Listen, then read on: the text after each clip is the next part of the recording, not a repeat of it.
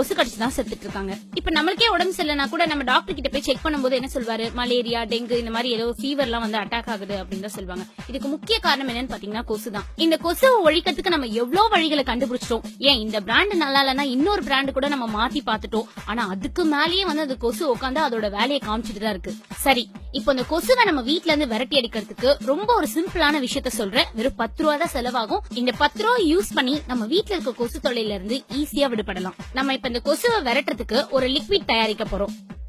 நம்ம வீட்ல இப்படியே வந்து காலியா இருக்கும் இல்லையா, அந்த லிக்விடேட்டரோட ரீஃபில் இதை இப்ப நான் எடுத்து வச்சிருக்கேன். இந்த ரீஃபிலோட மூடியை வந்து நீங்க நல்லா ரிமூவ் பண்ணிடுங்க.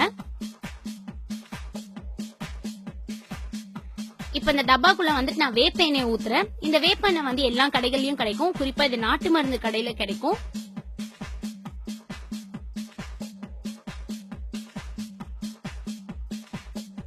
இப்ப இந்த வேப்ப எண்ணெயை வந்து இந்த டப்பாக்குள்ள ஊத்தியாச்சு. அடுத்தது வந்து கற்பூரம். இந்த கற்பூரத்தை வந்து கொஞ்சம் நல்லா தூள் பண்ணிக்கோங்க. இந்த தூள் பண்ண கற்பூரத்தை இந்த டப்பால போட்டுருங்க. இப்ப பாருங்க, இந்த தூள் பண்ண கற்பூரம் என்கிட்ட இருக்கு. இதை நான் வந்து டப்பாக்குள்ள போட்டுறேன். இப்போ இந்த டப்பாவை வந்து நான் க்ளோஸ் பண்ணிட்டு அதோட மூடி எடுத்து இப்ப க்ளோஸ் பண்ணிட்டதுக்கு அப்புறம் ஒரு 2 டைம் இதை நல்லா ஷேக் பண்ணுங்க. இதை ஷேக் பண்ணதுமே பாருங்க, இந்த கொசு மருந்து நம்மளுக்கு ரெடி ஆயிடுச்சு. இப்போ இந்த டப்பாவை வந்து இந்த லிக்விடேட்டர் மிஷின்ல மாட்டிட்டு ஸ்விட்ச் ஆன் பண்ணீங்கன்னா இந்த லிக்விட் ஸ்மெல்லால நம்ம வீட்ல ஒரு கொசு கூட இருக்காது. இந்த டிப்ஸை வந்து நீங்களும் உங்க வீட்ல ட்ரை பண்ணி பாருங்க. இதை ட்ரை பண்ணி பார்த்துட்டு உங்களோட ஃபீட்பேக்கை எங்களோட கமெண்ட் பாக்ஸ்ல அனுப்புங்க.